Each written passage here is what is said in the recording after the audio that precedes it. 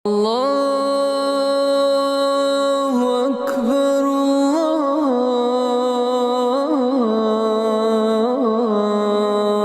Akbar. Bismillah, walhamdulillah, wassalatu wassalamu ala rasulillah, amma ba'd. Assalamu alaikum, құрметті мұхтарам жамағат. Бүгінгі жұма баршамызға берекелі болсын. Әділеп осы мешітке жұма намазына қадам басып келген баршаңызға Алла тағала сауаптан жазсын. Мына біздерді мұсылмандардан қылған, өмір берген, ризық несібе берген Аллаға көптеген мақтаулар болсын, шүкіршіліктер болсын. Ардақты пайғамбарымызға салауат сәлем болсын. Ал баршамызға Алла тағаланың рахымы, мейірім болсын. Бүгін ата-анаға жақсылық жасау жөнінде айтамыз. Және сол ата-анаға жақсылық жасау бұл әрбір перзенттің міндеті екенін айтамыз. Ата-ана бұл адам баласы үшін ең жақын болған, ең қастерлі болған жандардың бірі. Олар бізді дүниеге әкелді, бізге дүниеге келу үшін себепші болған адамдардың бірі. Және түн ұйқысын төртке бөліп, біздер үшін жаңағыдай өздерін аямай, тер төгіп, еңбек етіп, біздерді адам қылу үшін көп жаңағыдай күш жұмсаған адамдар. Сондықтан ата-анаға жақсылық жасау бұл жаңағыдай бір адамгершіліктің бір қағидасы ғана емес екен. Бұл әрбір перзенттің борышы, міндеті болып есептеледі. Мысалы, әке бұл бізге маңдай терімен нәпақа табады, отбасының жүгін көтереді, бірнеше ауыртпашылық сынақтардан өтеді өмірінде. Яғни балам бақытты болсын деп қаншама тер төгеді. Ана болса, баланы жүректің мейірімен әлдилеп өсіреді. Жаңағыдай түнде ұйқысын қиып, біздер үшін жаңағыдай жан аямай еңбек етеді. Міне осы әке шешеге жақсылық жасау бұл дінімізде айрықша орын алады. Алла тағала Құран кәрімде وَقَضَى رَبُّكَ أَلَّا تَعْبُدُوا إِلَّا إِيَّاهُ وَبِالْوَالِدَيْنِ إِحْسَانًا дейді. Раббың бір өзіне ғана құлшылық етуді бұйырады дейді. Және одан кейін ата-анаға жақсылық жасауды әмір етеді дейді. إِمَّا يَبْلُغَنَّ عِنْدَكَ الْكِبَرَ أَحَدُهُمَا وَكِلَاهُمَا فَلَا تَقُل لَّهُمَا أُفٍّ وَلَا تَنْهَرْهُمَا وَقُل لَّهُمَا قَوْلًا كَرِيمًا дейді. Егер олардың біреуі, не болмаса олардың екеуі жаныңызда, қолыңызда қартаятын болса дейді. Құранда осы аяттың жалғасында оларды ауырсынып дейді. Не болмаса оларды бір жақтырмай, оларға бір сөз айтпа дейді. Тіпті оларға уф деп айтпа дейді. Яғни біз кейде айтып жатамыз ғой, мынау шаршаттым ғой, не болмаса надоел болдың ғой деген сияқты сөздер айтып жатамыз кейде. Ондай сөз түгілі ата-анаға уф деп айтпа дейді. Яғни ата-анаңыз бір нәрсеге жұмсап жатқан болса, бір нәрсені тапсырып жатқан болса, оларға осындай сөзді айтпа. Яғни ауыр келетін, олардың көңіліне тиетін сөздерді айтпаңдар деп біздерге Алла тағала әмір етіп жатыр. Сондай-ақ оларға зекіп ұрыспа дейді. Жаңағыдай сөз түгілі одан да ауырын айтпа деп жатыр. Яғни даусыңды көтеріп, оларға бір зекіп ұрсып, жаңағыдай бір мұсылманшылыққа жатпайтын бір істер жасама деп жатыр. Керісінше оларға жағымды, жанға жылы сөздерді айт дейді Алла тағала Құранда. Яғни олардың көңілін көтеретін, яғни сізге деген мейірімін одан сайын арттыратын сөздерді айт деп жатыр Алла. Мына аятқа қатысты имам Мұжахид, Алла оның рахмын алсын, егер ата-анаң деп жатыр сенің қасыңда қартаятын болса, олардың жаңағыдай қолайсыз, жағымсыз бір істерін көріп, олардан бет бұрма деп жатыр. Яғни үлкен адам болғаннан кейін ол үлкен адам бір бала сияқты болып қалады дейді. Яғни көңіліне тиіп кететін бір кішкентай болсын сөз айтсаң, жаңа ренжіп қалатын халге түседі дейді. Сондай кезде оларға ух деп реніш білдірме, керісінше олардың үлкен және кіші дәреттерін тазалап қызметін атқар дейді. Қараңыздар, үлкен адам ер жеткен кезде, қартайған шақта кішкентай бала сияқты болып қалады. Кейбір адамдардың жаңағыдай дәретіне дейін тазалап, оларға бір жағдайын жасап отыр керек. Бұл артындағы ұл балалардың, қыз балалардың жаңағыдай перзентінің міндеті дейді. Яғни ата-анаға жақсылық жасау. Сондықтан да оларға ешбір түрде зиян тигізбе, көңілін қалдырма деп жаңағыдай тәпсіршілер осы аят жөнінде айтқан болатын. Сондықтан ата-анаға бұл жақсылық жасау кейбір адамдар ойлағандай тек қана бір материалдық жағдайларын қамтамасыз ету емес екен. Яғни мен оларға ақшасын беріп тұрсам, азық-түлігін беріп тұрсам, не болмаса үй жайын беріп қойсам болды деген сияқты әңгіме емес. Ата-анаға деген жақсылық жасау, оларға жаңағыдай көңілін сұрау, хал жағдайын сұрау, хал жағдайын білу, тіпті олар үшін дуа ету, олардың ақыл кеңесіне құлақ асу, яғни олардан ақыл кеңес алу, қарым-қатынас жасап тұру дейді. Жаңа тек қана материалдық жақтан ғана істеп қойдым болды деген сияқты нәрсе емес. Міне олардың рухани жағынан да біз оларға бір сондай бір жақсы қарым-қатынас жасау, бұл үлкен бір сауапты іс болып саналады екен. Бұл перзенттің үлкен бір борышы. Сондықтан олар қартайған кезде олардың әрбір сөзіне, олардың әрбір өтінішіне бала сабырлықпен қарау керек. Олар кезінде, біз бала болған кезде, бізді бағып қағып өсірген кезде талай қиыншылықтарға сабырлық еткені сияқты, олардың уақыты келген кезде бала шағада оларға сабырлықпен қарай білу керек. Пайғамбар саллаллаху алейхи уассалам ридаллахи фи ридал валидайн ва сахаталлахи фи сахатил валидайн дейді. Алланың ризашылығы дейді, бұл ата-ананың ризашылығында дейді. Ал Алла тағаланың ашуы бұл ата-ананың ашуында дейді. Қараңыз, біз Алланы риза еткіміз келетін болса, ең біріншіден ата-анамызды риза қылып алуымыз керек біз. Ата-ананы риза қылатын болсақ, Алла тағала да бізге риза болады екен. Ал егер кімде-кім, Алла сақтасын, ата-анасына ренжітіп, ата-анасына ауыр сөз айтып, ата-анасының көңілін қалдырып, кейбір бала-шаға ата-анасын жаңағындай қарттар үйіне тапсырып жатады. Бұл үлкен бір қасірет бұл. Міне сондай жағдай жасап, ата-ананың ренішіне қалып жататын болса, ол бала тікелей Алла тағаланың да жаңағындай ашуына қалып жатқан адам деген сөз. Міне біз мұсылман ретінде ол нәрседен сақ болуымыз керекпіз. Бірде Пайғамбар саллаллаху алейхи вассалам мінберге көтеріліп бара жатқан кезде 3 рет әмин деп айтқан екен. Кейін сахабалар сұраған екен: Расулалла, сіз жаңа мінберге көтеріліп бара жатқан кезде не үшін 3 рет әмин деп айттыңыз дейді. Сонда пайғамбарымыз айтады: мен мінберге көтеріліп бара жатқан кезде Жабраил алейхиссалам келді дейді. Сонда Жабраил алейхиссалам маған: Мұхаммед, сенің атың аталған кезде салауат айтпаған адамға қорлық болсын деп айтқан дейді. Деп айтты дейді. Мен әмин деп айттым дейді. Тағы көтеріліп бара жатқан кезде Рамазан айына жетіп, және сол ай өтіп кеткен кезде кешірімге бөлінбей қалған адамға дейді. Қараңыз, ораза ұстамаған, ғапылдықта өткізіп жіберген ғой жаңағы Рамазан, сондай адамдар туралы айтып жатыр. Сондай адамдарға қорлық болсын дегенде мен әмин деп айттым дейді.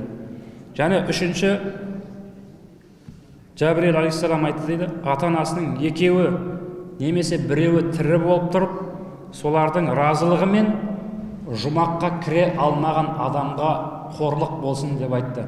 Мен әмин деп айттым дейді. Қараңыз. Сонда Жабраил алейхиссаламның өзі сондай дұға алып жатыр екен. Яғни ата-анаңыз тірі бола тұра, ата-ананың ризашылығын ала алмай, яғни Алла тағала беріп тұрған мүмкіншілікті пайдалана алмай, жұмаққа кірудің жаңағы бір кілтін сіз қолыңызда ұстап тұрып, соны пайдалана алмай кеткен адамға қорлық болсын деп айтқан екен дейді. Қараңыз. Пайғамбарымыз сол дұғаға әмин деп айтқан екен дейді. Қараңыз. Алла тағала олардың қатарынан болып қалуды сақтасын. Енді пенде болғаннан кейін адам жас болған кезде көп қателік жасайды. Жас болған кезде адам мен өзім бәріне жеттім, өзімнің күшіммен жеттім деген сияқты бойын сондай бір нәрсе билейді, сезім билейді. Сол кезде ол әке-шешесінің айтқан кеңесіне, берген ақылына құлақ аспауы мүмкін. Сол кезде әке-шешесіне қатты-қатты сөйлеп қою мүмкін. Кейін барып ол не болады? Ол адамның бойында бір үлкен бір өкініш болып қалады. Неге мен сол кезде әке-шешемді тыңдамадым? Неге сол әке-шешем бар кезде мен соларға құлақ аспадым деген сияқты ол өкініш болып қалады. Сол үшін біз балаларға ол тәрбиені беру керекпіз. Ал ол тәрбиені біз қалай береміз?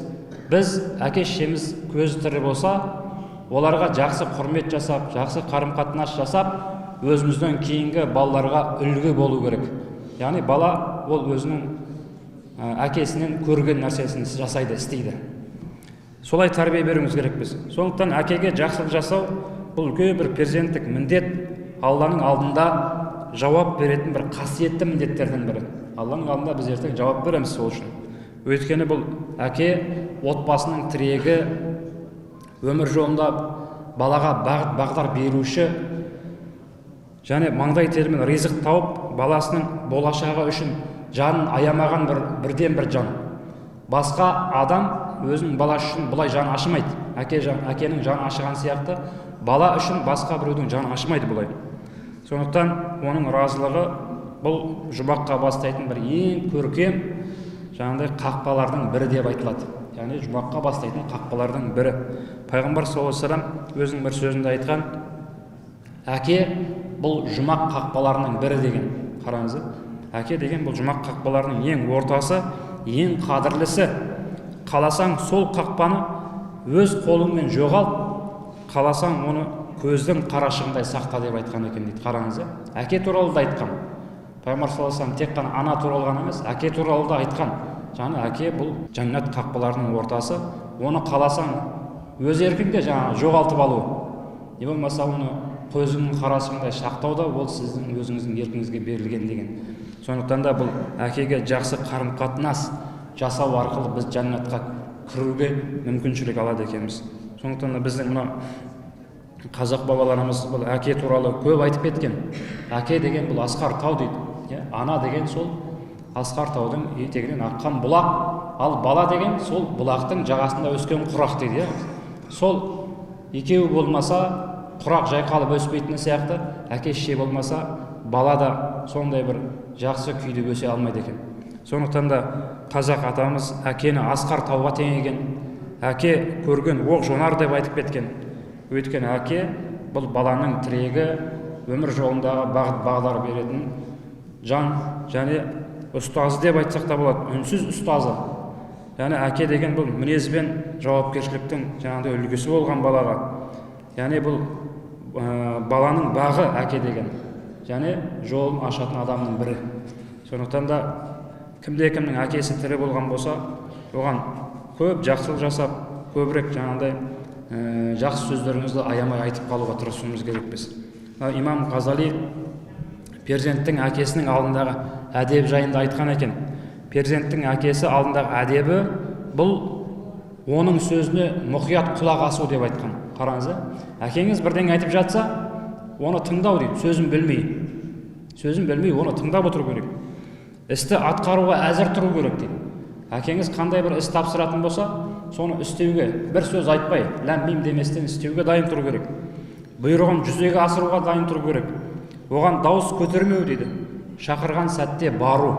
Қазір барам, әке қазір дейтіндер болады ол балалар. Яғни бір айтқызбастан әке шақырған кезде бару, бұл сол әкенің алдында перзенттің міндеті дейді. Және оның көңілінен шығуға әрекет жасау керек дейді. Көңілінен шығуға жаңағыдай әрекет әртүрлі болады. Сыйлық жасаңыз, жақсы сөз айтыңыз, жақсы көрем деген сөзді айтыңыз, одан да басқа сөз айтыңыз деген сияқты. Және сабырлықпен құшақ жаю дейді.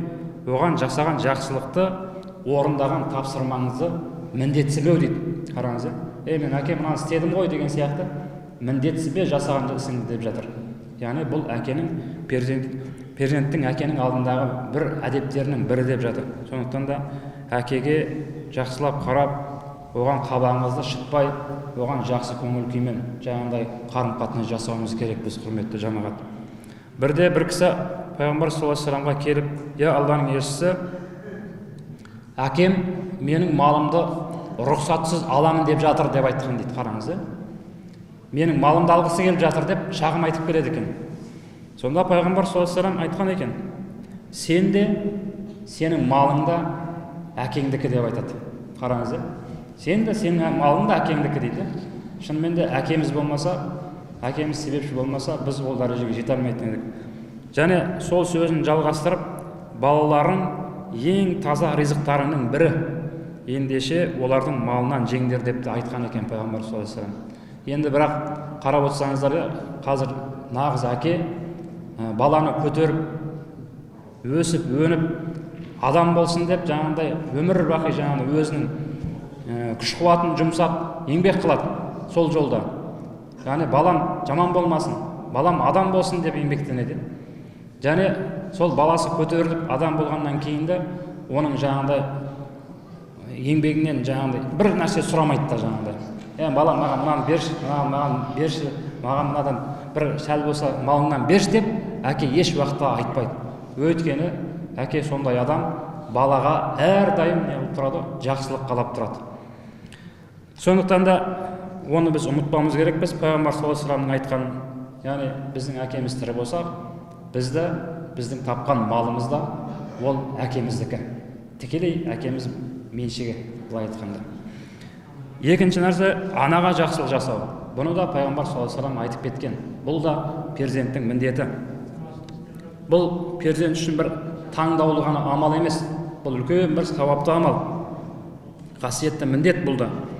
Өйткені ана деген бізді 9 ай құрсағында көтеріп, жаңағыдай толғақтың азабын тартып, түн ұйқысын бөліп, біздерді бағып, қағып, жаңағыдай өсіріп, жетілдіріп, астымызды тазалап, жаңағыдай қараңыз, өзінің мейіріміне бөліп бізді өсірді, алақанына қағып. Жаңағыдай тұмсықтыға шоқтырмай дейді, қараңыз, сондай бір дәрежеде бізді бағып, қағып, мейіріміне салып өсірді. Біздің адам болуымызға себепші болған бірден бір жандардың бірі де осы біздің анамыз. Сол үшін Пайғамбар саллаллаху алейхи вассалам ананың ақысын 3 мәрте айтқан. 3 рет қайталаған ананың. Яғни кімге жақсылық жасайын деп сұраған кезде Пайғамбарымыз 3 қайтара анаңа деп айтқан. Әкеден жоғары қойған ананы қараңыз. Кейін барып 3 рет айтқаннан кейін барып қана әкеңе жақсылық жаса деп айтқан екен. Қараңыз. Ананың дәрежесін биік қойған. Сол үшін біз де сол анамызға ілтипат көрсету керек, анамызға жақсы жылы сөздер айту керек, анамызға бір көңіліне тиіп қалудан сақтануымыз керекпіз. Және де бұл ананың жүрегін жаралау, оған бір ауыр сөз айту, ананың көңілін қалдыру, бұл ауыр күнәлардың бірі екенін біз естен шығармауымыз керекпіз. Көп адам анаға тіл тигізіп қояды, жас кезінде байқамай қалуы мүмкін. Әдейі істемейді, яғни бір эмоцияға берілуі мүмкін, ашуға салынып кетуі мүмкін бір нәрсеге пендешілікпен, не болмаса тағы басқа нәрсені байқамай айтып қалуы мүмкін. Бұл ертең уақыт өте келе сол сіздің өзегіңізді өртейтін өкінішке айналуы мүмкін. Анаңыз дүниеден өтіп кеткеннен кейін мүмкін сіз оны ойлануыңыз мүмкінсіз. Неге мен сол кезде анама ауыр сөз айтып қалдым? Неге мен сол кезде анама жылы сөз айтып қалдым? Неге мен сол кезде анамның сондай бір жақсы көрем деген сөз айтпадым деген сияқты сіздің өзегіңізді мәңгілікке өртейтін өкінішке айналуы мүмкін. Сол үшін анаңыз тірі болса, анаңызды бір жылы сөз айтып, риза қылдырып қойсаңыз, бұл да бір оның көңілін көтеретін, жаңағыдай сізді жұмаққа кіруге себеп болатын бір кішкентай да бір ғана амал екен да, жұмаққа кіруге. Сол үшін кім анасын разы қылатын болса, сол адам Раббысының разылығына бөленеді, ол екі дүниеде де бақытты болады ондай бала. Пайғамбарымыз саллаллаху алейхи вассалам бірде сол кісіге, Жахима, Алла разы болсын оған, келіп сұрайды: "Я Алланың елшісі, мен Алла жолында ғазауатқа шығайын деп едім" дейді. Алла жолында жорыққа шығайын деп едім. Соған шыққым келеді, сол сіздің кеңесіңізді алуға келдім дейді. Сіздің пікіріңізді білуге келдім дейді. Сонда Пайғамбарымыз саллаллаху алейхи вассалам тікелей оған анаң бар ма деп жауап берді, сұрайды. Анаң бар ма дейді. Сол кезде менің анам бар дейді. Олай болса анаңа қызмет қыл дейді Пайғамбар саллаллаху алейхи вассалам. Қараңыз, анаңа қызмет қыл, оның жанынан табыл. Өйткені жұмақ ананың табанының астында деп айтқан екен дейді. Қараңыз, сол ғазауаттан да, сол ғазауатқа шығудан да жоғары амал екенін Пайғамбар саллаллаху алейхи вассалам білдіріп тұр. Яғни жәннатқа кіруге бірден бір жол бұл анаңызға қызмет жасау дейді. Сондықтан кейбір ғалымдар бұл сөзді адамның жұмаққа кіруі ананың разылығына тікелей байланысты деп айтқан екен дейді. Ананың разылығына байланысты. Сондықтан мына біздің қазақтың заңғар жазушысы Мұхтар Әуезов айтқан екен: "Әкең ғалым болса да, тәрбиені тезек теріп жүрген анаңнан аласың" деп айтқан екен дейді. Біздің қазақта да ананың тілі де, ана тілі де бекер айтпайды ғой. Жаңағыдай балаға тәрбиенің ең біріншісі сол ана сүті арқылы келеді екен. Баланың бойындағы мінез құлықта сол ананың сүті арқылы бойына дариды екен. Сондықтан да бұл әке бағыт береді, білімге жетелейді, ал ана болса жүрекке иманды сіңіруші, бойға ізетті беруші, мінезге көркемдікті дарытушы осы біздің анамыз екен. Сол үшін анамызға көп жақсылық жасап қалайық, құрметті ағайын. Анаңыз тірі болған болса, бар болған болса, анаңызға көп көңіл бөліңіз. Абдулла ибн Омар бірде жаңағыдай Қағбаны тауаф етіп жүрген кезде бір емендік бір кісіні көреді. Әлгі адам жаңағыдай өзінің анасын арқасына көтеріп алып Қағбаны айналып жүр екен дейді. Сонда айналып жүріп, расында мен анам үшін жуас көлікпін деп айтып жүр екен дейді. Егер оның мінген көліктері үрксе, мен үркімейтін көлікпін деп айтып жүр екен дейді. Сонда жаңағы кісі Омардың баласына бұрылып, Омардың ұлы, мен осы жасаған ісіммен, ізгі ісіммен анамның қарызынан құтылдым ба деп сұрайды. Сол кезде Ибн Омар айтады, жоқ дейді, сен тіпті оның толғақ кезіндегі жаңағыдай дем алғанның қарызынан да құтылған жоқсың деп айтқан екен дейді. Қараңыз. Яғни біз ата анамыздың алдында өмір бақи борыштар болып қалады екенбіз. Қарыз болып қаламыз ата анамыздың алдында. Сондықтан да оларға көп жақсылық жасау бұл біздің мойнымыздағы үлкен бір міндеттердің бірі. Яғни оларға тек біз алғыспен, жылы сөзбен ғана шектеліп қалмауымыз керекпіз. Оларға біз шынайы жүректен дұға қылуымыз керекпіз. Әке шешеміз үшін дұға қылуымыз керекпіз. Оны Алла Тағала бізге Құран кәрімде үйретеді. Құр раббирхамхума кама раббаяни сағира дейді. Жаңағыдай, я Раббым, олар мені бала күнімде қалай мейіріміне жаңағыдай мәпелеп өсірген болса, мейіріміне бөліп, сен де оларды дәл солай мейіріміне бөле көр деп жаңағыдай бізге Алла Тағала дұға етуді үйретеді Құран кәрімде. Яғни ата-анамызға біз солай дұға қылып жүрерміз. Олар шынымен бізден мейірімін аямайды ғой, ата-анамыз. Олар шексіз бізге мейірім көрсетеді. Өзі кім ата-ана болған болса біледі. Балаларыңыз сіз қалай жақсы көресіз? Шексіз жақсы көресіз, риясыз жақсы көресіз жаңағыдай баланы. Міне біздің ата-аналарымыз да бізді солай жақсы көрді. Жаңағыдай шексіз мейіріміне бөлеп өсірді. Міне Алла Тағала Құранда бізге солай үйретіп жатыр. Мені бала күнімде қалай мейіріміне бөлеген болса, я Алла, сен де әке шешемді мейіріміне бөле көр деп, біз олар үшін дұға тілекте жүруіміз керекпіз. Әбу Хурайра, Алла разы болсын, үйіне кірген сайын анасына айтып жүреді екен.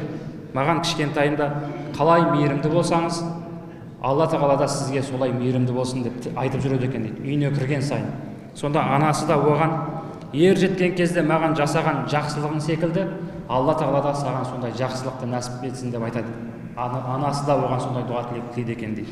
Сол үшін біз оларға дұға қылып жүруіміз міндетті. Егер дүниеден өтіп кеткен болса да, біз оларға дұға қылуымыз бізге міндет, борышкер боламыз олардың алдында. Пайғамбар саллаллаху алейхи вассалам былай дейді. Яғни Бани Салима тайпасынан бір адам келіп, Пайғамбар саллаллаху алейхи вассаламнан сұрады дейді. Яғни ата-анам дүниеден өткеннен кейін оларға қандай жақсылық жасайын дейді. Бір сондай бір перзенттік борышымды өтейтін бір іс қалды ма деп сұрайды дейді. Сонда Пайғамбар саллаллаху алейхи вассалам, ондай іс бар. Олар үшін дұға ету, олар үшін кешірім тілеу, олардан кейін қалдырған уәделерді және аманаттарды орындау, олар арқылы ғана жалғасатын туыстық қарым-қатынасты үзбеу, және сондай-ақ олардың достарын құрметтеу деп айтқан екен дейді. Қараңыздар.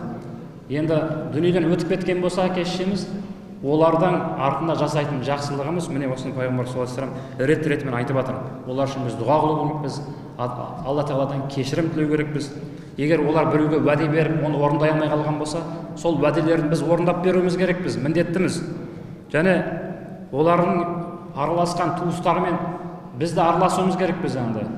Яғни олардың араласқан достарымен біз де жақсы қарым-қатынас жасау керекпіз. Міне бұл біздің әке шешеміз үшін жасаған жақсылық дейді. Міне бұл біздің әке шешемізге жақсылық жасау берекелі өмірдің кілті, бірден бір кілті. Мына Құранда Алла Тағала адам баласына, әке шешесіне жақсылық істеуді біз өсиет қылдық дейді Құранда. Жаңағыдай Ахқаф сүресінің 15-ші аятында. Тағы бір аятта